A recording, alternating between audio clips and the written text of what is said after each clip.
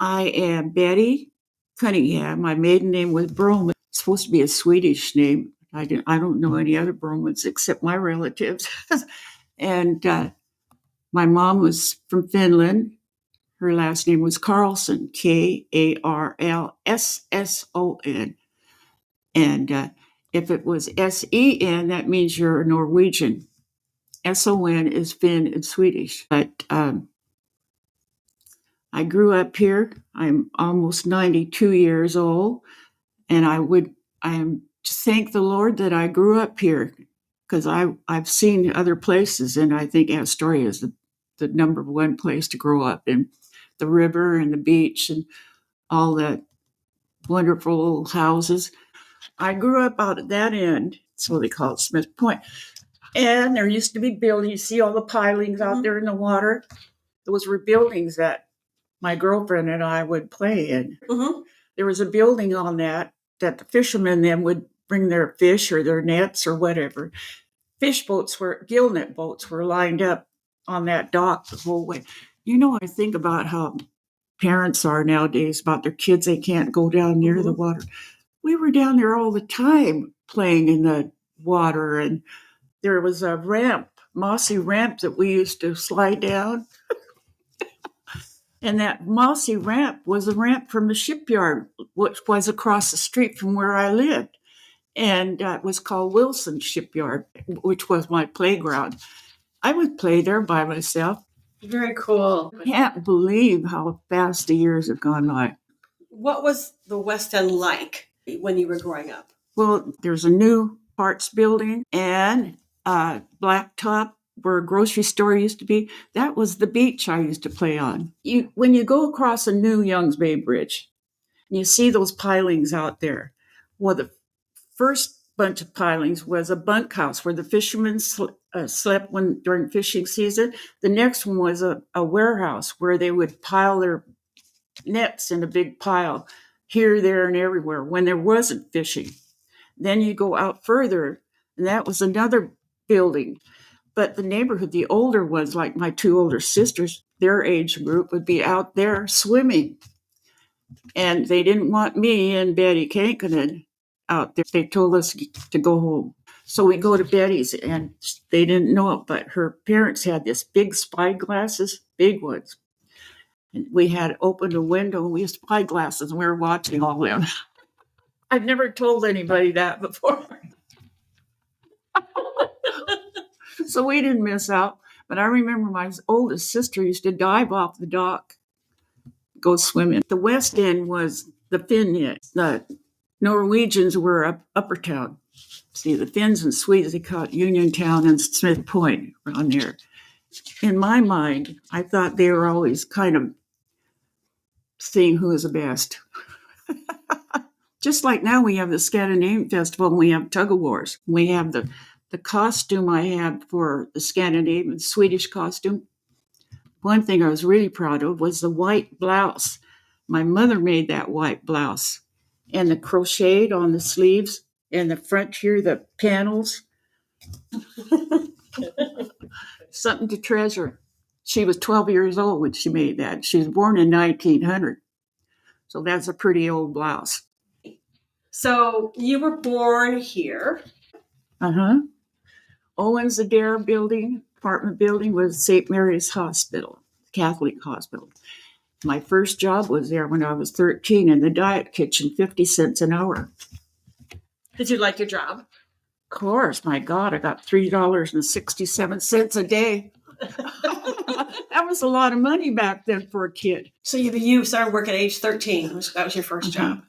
7 in the morning until 7 at night. But we had an hour or so between meals in the morning. And then in the afternoon, there was enough time to walk home from the hospital to take a little nap and then go back for the dinner hour. Did you save all that money or no? Oh, no. Gosh, money was hard to come by. What was it like living in Clatsop County during the Depression? What do you remember? Well, see, I was too young to worry about. I used to go to the beach and look for bottles, empty bottles. If I found a bottle, I'd run to the little grocery store that was 3 houses away and get a candy. It was hard. I mean, even as a young girl I knew, but I'd ask my mom, Mom, do you think I could go to the movies with Betty? Her name was Betty Ann, mine was Betty Ann.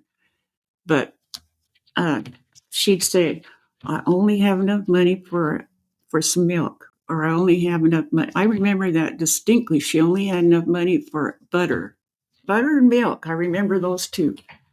So it was hard, but I didn't have to worry about it. I just took it for granted. That was it. Tell us about your mom and dad. My mom's from Finland and my dad's from Sweden. First of all, her brothers were here first. Then she came. And your mom's name was? Elsa Matilda Carlson. Anyway, she met my dad there. Where Josephson Smoked Fish is, that was a dance hall. And my dad always said he sailed the 7 seas. He was in the Swedish Merchant Marine. But then he met my mother, and that was the end of his sailing. But he went in the Merchant Marines World War II for the U.S., of course. My mom has pictures in the album of picnics they had down at Cannon Beach. And that's before the highway was straight. You used to go like this down the hill. And they used to just put a big blanket out. Then they'd sit down and put the food out, and everybody would be sitting around. And it was just the way you picnicked in those days. The Cannon Beach was where we did. Seaside was when I was a teenager. That's where you went on the weekend.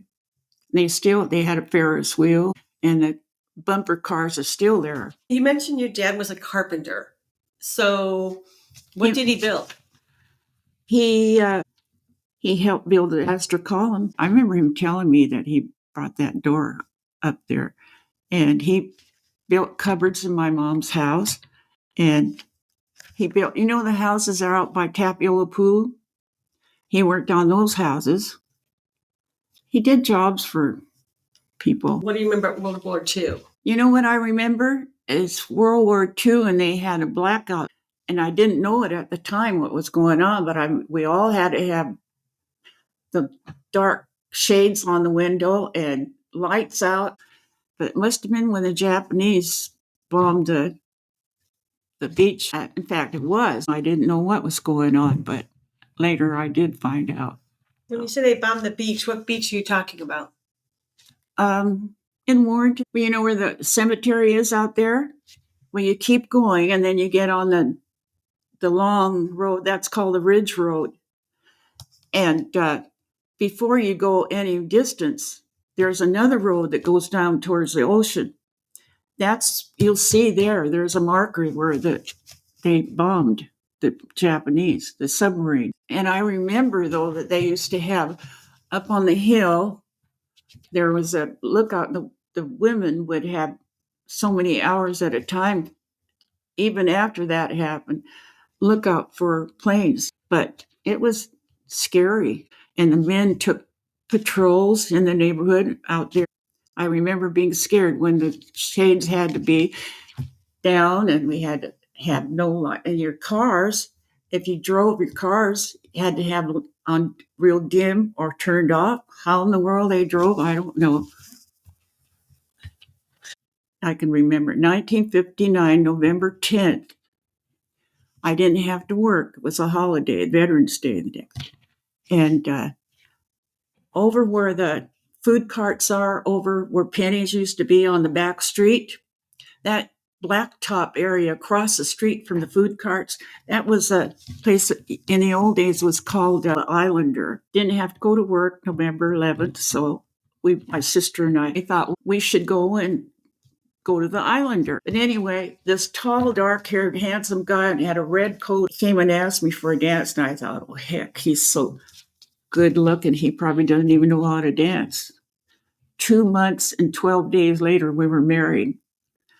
And what sold me on him was when he met my 2 kids, Nancy and Mike. He just loved those kids, and the kids loved him.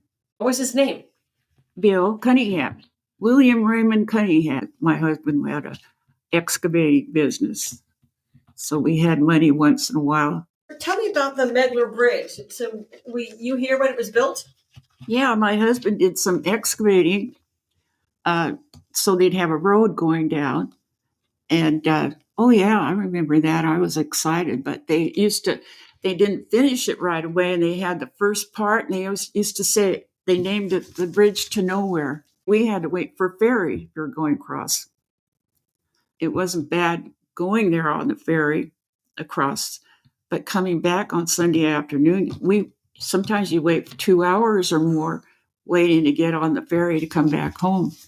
That's the truth. What do you like about living here? Having the beach, the river. It was growing up here was wonderful. My adulthood, everything. Go to the dances, and I learned to dance a schottische, the first dance at Somi Hall. You learned to dance the what? Schottische. What is that? You don't know what a schottische is?